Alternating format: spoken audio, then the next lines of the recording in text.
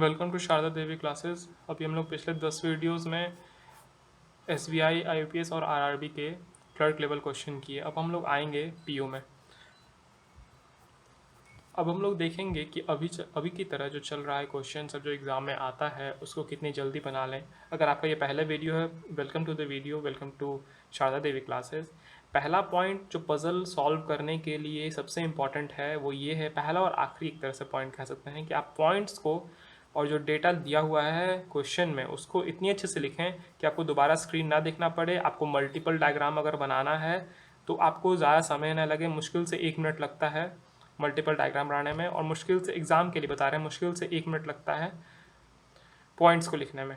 ठीक है, आपको 2 से 3 मिनट में क्वेश्चन को सॉल्व कर सकते हैं। अगर आप प्रैक्टिस कर रहे हैं तो 2 से 3 मिनट में पॉइंट्स को लिखने का प्रैक्टिस कीजिए। ये बहुत इंपॉर्टेंट है और यही एकमात्र सही तरीका है जिससे आप पजल को ईजिली अप्रोच कर सकते हैं।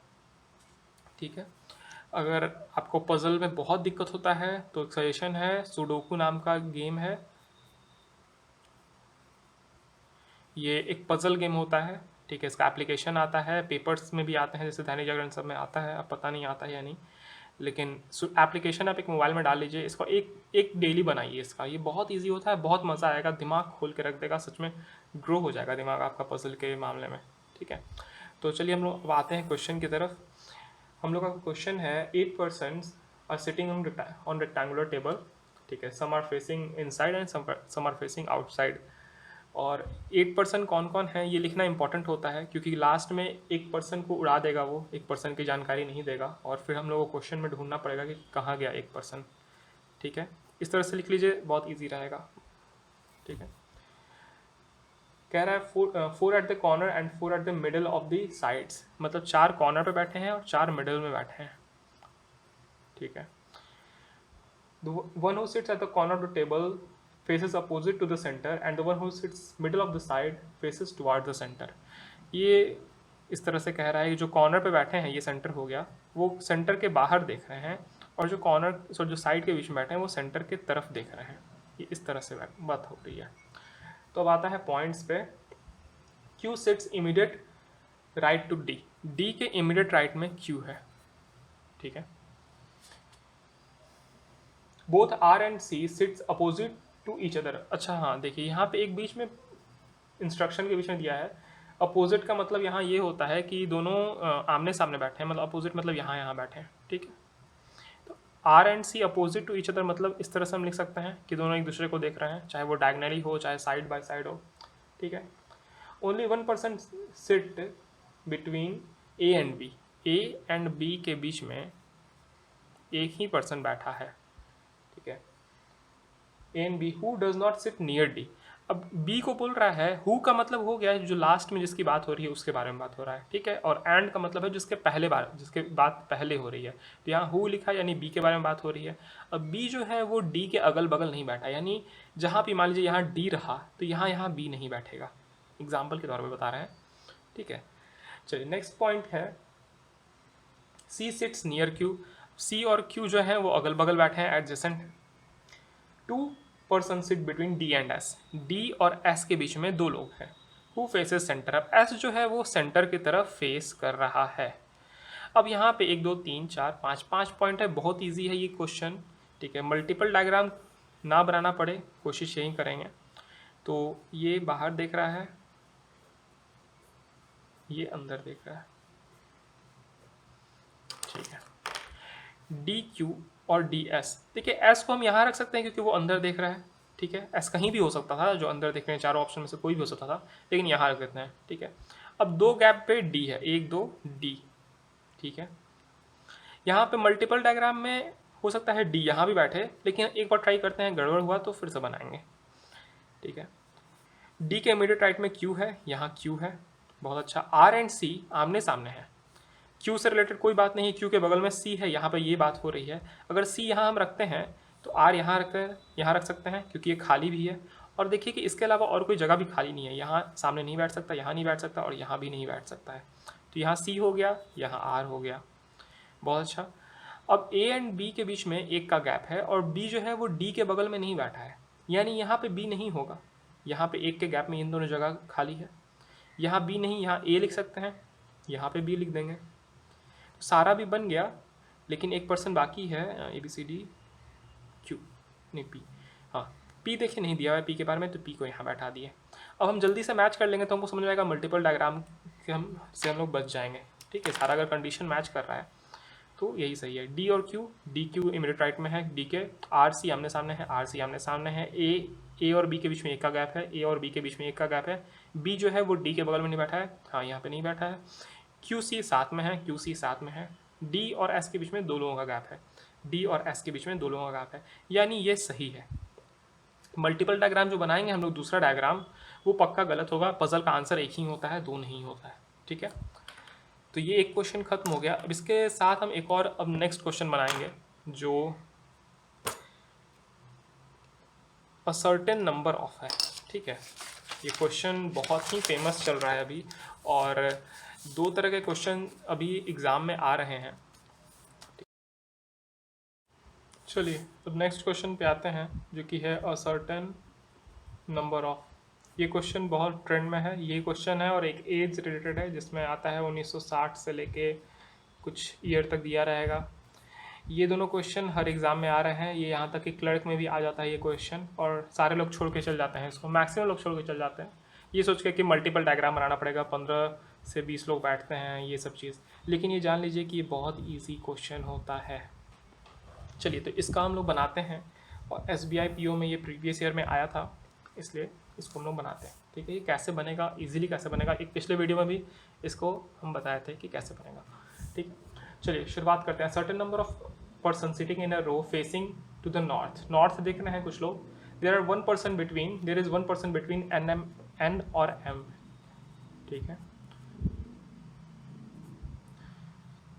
And one of them sit at the extreme end, और ये दोनों में से कोई एक एंड पे है, कोई एक एंड पे है। ठीक है, कोई एक एंड पे है और है। ठीक है, एन और एम। ठीक है, there are three person between N और सी, एन और सी के बीच में तीन लोग हैं। कई बार ऐसा होता है कि डायरेक्ट बनाना शुरू कर देते हैं। ठीक है, बनाना शुरू कर सकते हैं जहाँ पे ना ऐसा दिया हो जहाँ पे आपको लिखने की ज़रूरत ना पड़े, पॉइंट्स लिखने की ज़रूरत ना पड़े, तब वहाँ डायरेक्ट बनाइए। ठीक है, जैसे क्लर्क में ये काम कर सकते हैं, PO में ये काम मत कीजिएगा, PO में लिख लीजिए। ठीक है, लिख लीजिएगा तो अच्छा रहेगा, वरना गलत हुआ तो शुरू से फिर से देख देख के बनाने में 5 मिनट निकल जाएगा। ठीक है, L sit second to the left of C, C के सेकंड टू द लेफ्ट में L है। ठीक है, there are 6 persons sitting between B and C and who sits third from one of the end। अब C और B के बीच में 6 लोग हैं, और B जो है वो थर्ड है एंड से। ठीक है, B जो है वो थर्ड है एंड से। ठीक है, B sit second to the left of R who does not sit at the extreme end। R के सेकंड लेफ्ट में B बैठा है, जो एंड पे नहीं बैठा है। ठीक है, there are 4 person sitting between O and N, O और N के बीच में 4 लोग बैठे हैं। There are more than 3 person sit between M and O, M और O के बीच में 3 प्लस हैं लोग, यानी एटलीस्ट 4 हैं। हो सकता है 5, 6, 7, 8, 9, 10 कितने भी हो सकते हैं, लेकिन कम से कम 4 है। 3 प्लस का मतलब होता है एटलीस्ट 4 है। ठीक है, लेस देन 3 लिखा है, यानी 2 हो 1 है, हो सकता है कोई भी ना हो, दोनों अगल बगल बैठा है, 0 लोग एक दूसरे के बीच में बैठे हों, ये भी हो सकता था, लेकिन एग्जाम्पल दे रहे थे हम। There are 2 person sitting between K and R, K और R के बीच में 2 लोग बैठे हैं। तो ये हो गया हम लोगों का पॉइंट। अब इसको बनाएंगे, लेकिन एक कंसेप्ट की बात ज़रा बता दें हम आपको B के बारे में, कि अगर B राइट एंड से बैठेगा और लेफ्ट एंड से बैठेगा तो क्या क्या चीज़ें होंगी। ठीक है, राइट एंड से बैठेगा तो फर्स्ट सेकंड थर्ड, ये रहा B। ठीक है, फर्स्ट सेकंड थर्ड। ठीक है, थर्ड फ्रॉम द एंड है, तो उस केस में हमको R को, देखिए R को यहाँ लिखना पड़ेगा, तभी ना फर्स्ट सेकंड लेफ्ट में जाएगा B के, और ये तो कह रहा है कि ये एंड पे नहीं बैठेगा, यानी ये राइट एंड पे नहीं बैठेगा B। अब चलिए लेफ्ट एंड से देखते हैं, फर्स्ट सेकंड थर्ड हो गया ये B। अब एक गैप पे R होगा, first second left of B, sorry first second left of R। ठीक है, second left of R, first second बार बार गिन दे रहे हैं, sorry, second left of R, first second, यहाँ पे ये ठीक है, यानी ये सही कह रहा है, यहाँ पे सही हो रहा है कि बी जो है वो लेफ्ट एंड पे बैठेगा और ये दोनों जो है महाशय, इन दोनों में से कोई एक राइट एंड पे बैठेगा। ये कंसेप्ट की बात है, इससे हम लोग बी के लिए मल्टीपल डायग्राम से बच गए हैं। ठीक है, चलिए अब हम लोग आते हैं कि यहाँ पे इस क्वेश्चन में एक काम होगा क्या कि एन और एम के लिए मल्टीपल डायग्राम हम लोगों को देखना पड़ सकता है, इसलिए हम लोग देखेंगे कैसे करना है। ठीक है, तो चलिए एक बार m को हम लोग एंड पे मान लेते हैं। अगर ये सही हुआ यानी यही सही है, इसके बाद हम लोग दूसरा बना सकते हैं चाहे तो, और अगर सही निकला इसका मतलब है ये नहीं कि उसका सेकंड आंसर भी होगा, यही सही है। ठीक है, m को एक बार एंड पे लेते हैं और एक बार n को लेंगे। चलिए m को पहले लेते हैं। ठीक है, m एक गैप पे n है और एक दो राइट एंड की बात हो रही है। ठीक है, 2 3 गैप पे c है, c के फर्स्ट सेकंड लेफ्ट में l है। ठीक है, एकदम सही जा रहा है अभी। अब देखिए यहाँ पे बात हो रही है n के बारे में कि n और o के बीच में 4 लोग हैं, 1 2 3 4। ठीक है, यहाँ o बैठ जाएगा और m और o के बीच में 3 प्लस लोग हैं, यानी ये तो एटलीस्ट इधर ही 4 हो गया, ये 5 हो गया, 1 2 3 4 5, 5 लोग बैठ गए, यानी ये दोनों सेटिस्फाई कर रहा है, यानी ये सही होगा, पक्का ये सही होगा। ठीक है, अब हम लोग आगे बढ़ते हैं। c और b के बीच में 6 लोग हैं, 1 2 3 4 5 6, इधर नहीं जाएगा, ये एंड पे है ना। ठीक है, 1 2 3 4 5 6, यहाँ पे आ गया b क्या है, थर्ड है एंड से फर्स्ट सेकंड। अब ये हम लोग का फाइनल लाइन है। ठीक है, इतने ही लोग हैं इस लाइन में। ठीक है, अब यहाँ पे आते हैं क्या कि फिर b के बारे में बात हो रही है कि b जो है वो सेकंड लेफ्ट ऑफ r है, यानी r यहाँ बैठेगा, first second left of r, यानी ये भी हो गया, ये भी हो गया, ये भी हो गया, ये भी हो गया। k और r दो लोगों के बीच में, दो लोग बीच में हैं k और r के, तो यहाँ पे एक आ रहा है l के पास, l के जस्ट मतलब l के ऊपर होगा तो नहीं, k तो होगा नहीं, 2 गैप पे l है। ठीक है, तो 1 2 यहाँ पे रख सकते हैं k को। तो देखिए मेरा सारा कंडीशन फुलफिल हो गया, k और r का भी हो गया, m और o का भी हो गया, n और o का भी हो गया, ये r और b का भी हो गया, l और c का भी हो गया। ठीक है, c और b का भी हो गया, 6 लोग हैं। ठीक है, n और c का भी हो गया और n और m का भी हो गया, यानी ये मेरा जो है वो फाइनल आंसर है। ठीक है, ये एकदम सही है। अब हम कंसेप्ट क्लियर करने के लिए एक बार n को ले लेते हैं। ठीक है, ये थोड़ा जल्दी करेंगे क्योंकि पता है ये पहले ही गलत होगा। ठीक है, n एक गैप पे m है, 1 2 3 c के लेफ्ट c है 3 के गैप पे, c के सेकंड लेफ्ट में l है। ठीक है, सही जा रहा है। अब देखिए c के 6 गैप पे b है, 1 2 3 4 5 6, यहाँ हो गया b, दिख रहा है ना, b हो गया। अब b जो है फर्स्ट सेकंड लेफ्ट में, ठीक है, थर्ड फ्रॉम द एंड है। अब यहाँ पे b के साथ एक कंडीशन था, ठीक है, कि r के सेकंड लेफ्ट में है, तो r को यहाँ लिख दिए, फर्स्ट सेकंड लेफ्ट में r है, सॉरी सेकंड लेफ्ट में b है r के, है ना, r के फर्स्ट सेकंड लेफ्ट में b है। अब यहाँ पे हम आते हैं n और m के कंडीशन पे कि देखिए n के साथ 4 के गैप पे o होगा, 1 2 3 4, यहाँ o आ गया। अब यहाँ पे देखिए क्या है कि m और o के बीच में 3 लोग से ज़्यादा होने चाहिए, यहाँ पे 2 ही हैं, तो ये हो गया मेरा गलत।